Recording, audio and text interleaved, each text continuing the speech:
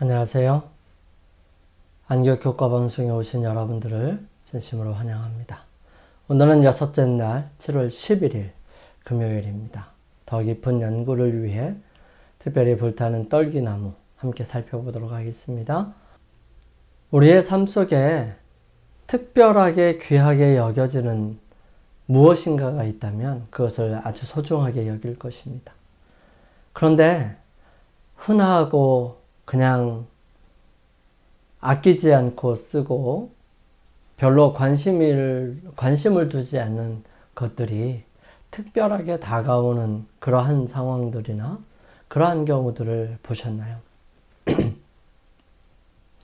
여러분의 마음속에 가슴에 좀 묻어두고 싶고 무엇인가를 간직하고 싶은 것들이 있다면 거기에는 추억이나 사랑이나 기타 여러 가지 상황들이 결부되어 있기 때문일 것입니다. 오늘 우리가 함께 살펴볼 이 불붙은 떨기나무가 그런 것 같습니다. 이스라엘 백성들에게, 모세에게, 그리고 우리들에게 그런 의미로 다가올 수 있습니다. 우리 함께 기도드리고 시작하겠습니다. 저희들을 사랑하시는 아버지 하나님, 주님의 크신 은총이 저희들 한 주일 동안 보살펴 주셨고 오늘까지 함께하여 주심에 감사를 드립니다. 주님, 저희들의 삶을 주님께 드리기를 원합니다. 주님께서 저희들의 삶을 취하셔서 주님의 능력으로 임재하셔서 이루어 주시옵소서. 주님, 저희들의 삶이 주님을 드러내고 나타내는 삶이 되기를 원합니다. 비록 보잘것없고 또 가치가 없을지 모르지만 그러나 주님께서 함께 하실 때 모든 것이 변하고 모든 것이 새로우며 새로운 의미로 다가올 수 있습니다. 주님, 저희들에게 함께하여 주셔서 주님의 일을 이루어 주시옵소서. 또한 간절하게 기도드리는 주님의 사랑하는 자녀들에게도 주님께서 찾아 계셔서 의미 있는 삶이 되게 하여 주시고 새로운 삶이 되게 도와주시며 거듭남을 경험할 수 있도록 역사하여 주시옵소서. 시작하는 시간입니다. 마치는 시간까지 오직 주님께서 저희들과 함께 하옵시기를 예수님의 이름으로 기도드립니다. 아멘. 불붙은 떨기나무. 떨기나무는 모세가 양을 치는 미디안 광야에 보잘것없는 흔한 나무였습니다. 우람한 나무도 되지 못하고 그렇다고 풀처럼 연하지도 않아서 특별하게 쓸 수 있는 나무가 아니었어요. 떨기나무는 이집트 시내산에서 흔히 볼 수 있는 아카시아과의 키가 작은 가시덤불, 학명으로는 아카시아 니놀티카입니다. 외모는 볼품이 없어요. 히브리명은 세네 혹은 페텔카도시, 영어명은 라즈베리나 블랙베리, 부시, 히브리어로 세네는 연약하다 라는 뜻입니다. 사막에서 이 자생하는 떨기나무는 사막 열기에 순식간에 타거나 시들거나 비를 맞으면 겨우 기운을 얻어 살아가는 아주 연약한 나무이죠.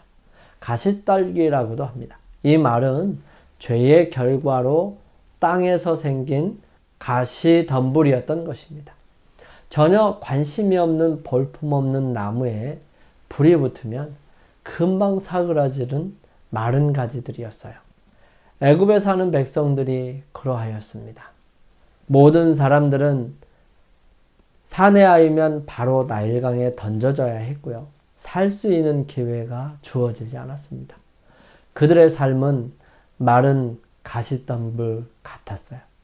그러한 때 전적으로 하나님을 의지하는 한 가정에서 사내 아이가 태어납니다.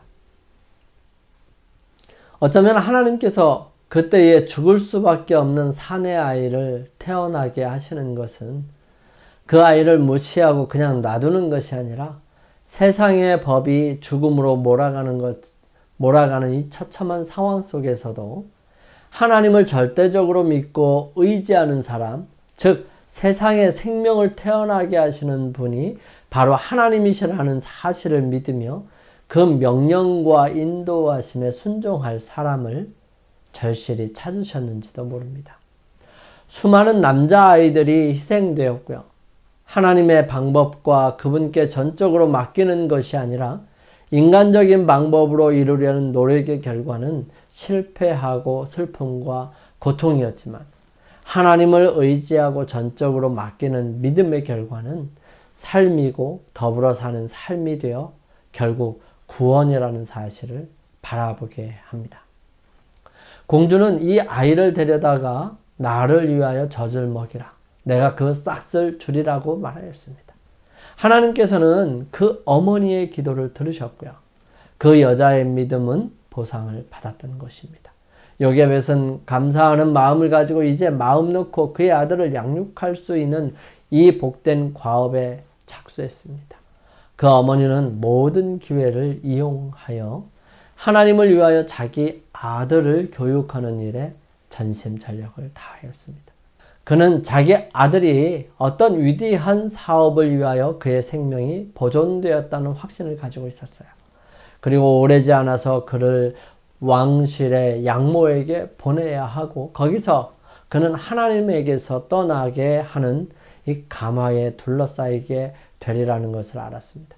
이 모든 일이 그로 하여금 다른 아이들보다 이 아이를 더욱 부지런히 또 더 주의 깊게 교훈하도록 만들었어요. 그 어머니는 이 아이의 마음에 하나님을 경외하고 진리와 공의를 사랑하는 정신을 불어넣고자 노력했고요. 모든 부패케 하는 가마로부터 보존함을 받을 수 있도록 그를 위해 열렬히 기도하였습니다. 요게벳은 우상숭배의 어리석음과 죄를 그에게 보이고 어려서부터 어떠한 위급한 상황에서도 그의 기도를 들으시고 도와주실 수 있는 살아계신 하나님께 머리를 숙여 기도하는 법을 가르쳐 주었습니다. 이 어머니는 할 수 있는 데까지 오래도록 소년을 데리고 있었으나 그가 12살이 되었을 때에 부득불 보내지 않으면 안 되었던 것입니다. 그 아이는 보잘것없는 오두막에서 이제 왕궁 곧 바로의 딸에게로 옮겨가서 그의 아들이 되었습니다. 그러나 여기에서도 그는 유년 시절에 받은 인상을 잃지 않았습니다. 그의 어머니 곁에서 배운 교훈을 잊혀질 수 없었습니다. 그 교훈은 교만과 궁전의 호화로운 가운데서도 창궐하는 악습에 대한 방패가 되었던 것이죠. 이 유랑민이요 노예인 한 히브리 여인이 끼친 감화의 결과가 얼마나 멀리까지 퍼졌는지 한번 생각해 볼 수 있었으면 좋겠어요. 장래의 모세의 전생의 곧 이스라엘의 지도자로서 그가 성취한 위대한 사명이 그리스도인인 어머니의 사업이 얼마나 중요한지를 증거해 줍니다. 이것에 맞먹을 수 있는 다른 일은 없어요. 자녀들의 운명의 상당한 부분이 어머니의 손에 달려 있습니다. 어머니는 마음과 성품을 개발시키는 일을 다루고 있고요. 이 세상을 위해서뿐만 아니라 영혼을 위해 일하는 것입니다. 어머니는 선악간에 싹이 돋고 열매를 맺을 종자를 심고 있는 것이지요. 어머니는 화폭의 아름다운 모양을 그리거나 대리석에 그것을 조각해야 하는 것이 아니라 인간의 영혼에 하나님의 형상을 새겨야 하는 것입니다. 특별히 그들의 어린 시절에는 자녀들의 품성 형성에 대한 책임이 어머니에게 있습니다. 한창 개발되고 있는 마음에 주어진 인상은 평생 동안 그를 떠나지 않을 것입니다. 부모들은 자녀들이 자주 어렸을 때에 그들을 교훈하고 훈련시켜 그리스도인으로 만드는 것을 그들의 목표로 삼아야 합니다. 그들은 이 세상 왕국의 보좌를 상속할 후계자로서가 아니라 무궁한 세월을 통하여 다스릴 하나님의 나라의 왕들로서 교육하도록 이 어머니에게 위탁된 것입니다. 모든 어머니들로 하여금 자기에게 주어진 순간들이 매우 귀중하다는 것을 느끼게 해야 합니다. 어머니의 일은 엄숙한 심판날에 검사를 받게 될 것입니다. 그때에 남녀들의 수많은 실패와 범죄가 그들의 어린 시절에 철없는 그들의 발을 바른 길로 인도해야 할 의무를 진 사람들의 무지와 나태의 결과라는 것이 밝혀질 것입니다. 그때 또 천부적인 재능과 진리와 성화의 빛으로 세상에 축복을 가져왔던 많은 사람들이 그들의 감화와 성공의 원동력이 된 원칙들을 그들의 어머니 곧 기도하는 그리스도인 어머니에게서 배운 것임이 밝혀질 것입니다.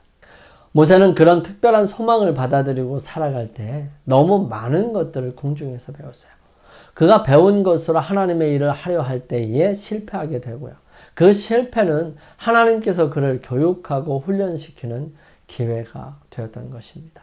하나님의 방법은 사람이 보기에 실패이고 손해이고 무의미한 시간들이라고 말할지 모르지만 하나님께서는 전적으로 의지하고 자신을 낮추어 하나님께 가까이 나아가는 사람들을 통해서 세상의 구원과 구속과 기원과 구속의 경륜들을 설명할 수 있고요.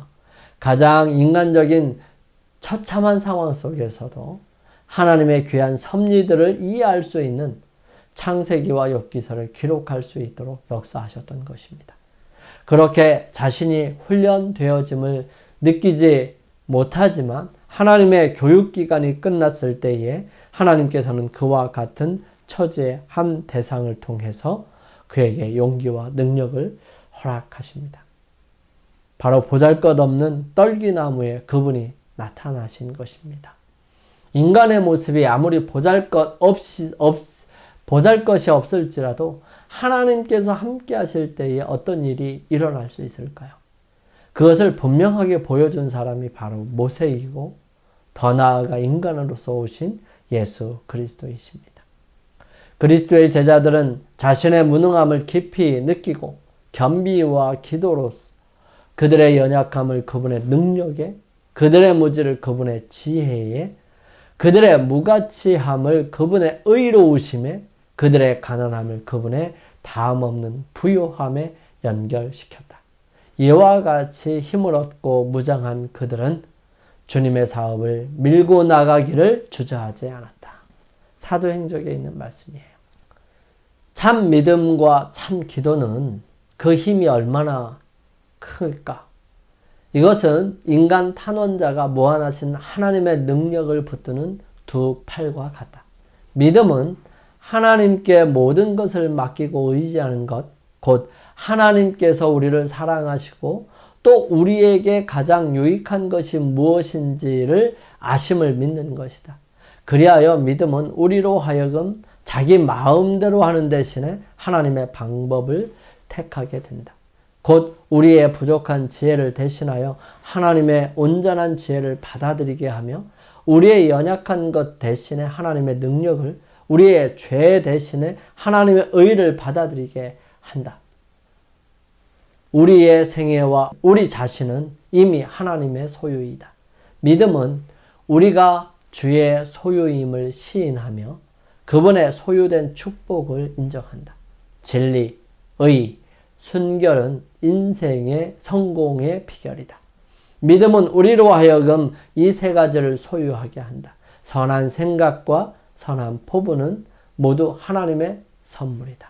믿음은 우리로 하여금 진정한 발달과 능률을 내게 할 수 있는 유일한 생명을 하나님께로부터 받게 한다. 복음교육자에 있는 말씀이에요. 불붙은 떨기나무에서의 극적인 부름은 아마도 모세의 삶에서 가장 큰 변화를 가져온 경험이었을 것입니다. 그의 삶의 다른 모든 중요한 순간은 히브리인들을 애굽에서 인도하여 약속의 땅으로 이끌라는 하나님의 명령을 받아들이고 순종했던 그날에 달려 있었습니다. 지금의 우리는 물론 그 모든 일이 어떻게 되었는지 알고 있습니다. 하지만 불붙은 떨기나무 앞에 서 있던 당시 모세의 입장이 되어 생각해 보십시오. 그는 목숨을 구하기 위해 애굽에서 도망쳐 나왔습니다. 그로부터 40년이 지난 히브리인들 사이에는 새로운 세대가 등장했습니다. 그중 상당수는 그를 거의 알지 못하거나 심지어 시간이 지나면서 왜곡된 이야기를 통해 잘못 알고 있을 수도 있습니다. 그런데도 이제 그런 백성을 강대한 나라로부터 이끌고 나오라는 하나님의 부르심을 받으라고 하니 그가 주저했던 것도 이상한 일은 아니죠. 물론 그것은 매우 부담이 큰 일이었지만 만약 그가 하나님의 부르심을 끝내 거절했다면 그가 무엇을 놓쳤을지 상상해 보십시오. 그는 그를 통해 역사하시는 하나님의 능력으로 말 그대로 역사를 만들고 성경만이 아니라 세계사에서 가장 위대하고 영향력 있는 사람이 되는 대신 그냥 역사 속으로 소리 없이 사라졌을지도 모릅니다. 마지막으로 지난 월요일에 소개했던 구절 함께 다시 한번 살펴보고 기도를 드립니다. 사람이 하나님께서 자기에게 맡겨주시는 책임들을 수락하고 그것을 올바로 감당할 자질을 갖추기 위하여 전력을 다하여 노력한다면 그는 힘과 능력을 얻을 것이다. 아무리 지위가 낮고 능력이 적은 사람일지라도 하나님의 능력을 신뢰하고 성실하게 그분의 사업을 수행하려고 한다면 그는 참으로 위대한 사람이 될 것이다. 기도드립니다. 사랑의 하나님, 우리는 연약한 보잘것이 없는 사람들입니다. 하지만 그런 저희들에게 찾아오셔서 임재해 주시고 빛으로 함께 하셔서 감사합니다. 우리가 주님의 영광을 드러낼 때 많은 사람들이 그 빛의 기이함으로 나오고 빛 되시는 하나님을 발견함으로 인하여 영광과 찬송을 돌리게 하옵소서. 겸손하고 온전히 자신을 불태우도록 헌신하게 될 때에 오히려 온전히 주님의 영광과 능력을 드러내는 사람들이 되게 하셔서 오직 주님만이 높임을 받게 하옵소서. 우리를 사랑하시는 예수님의 거룩하신 이름으로 간절히 기도드립니다.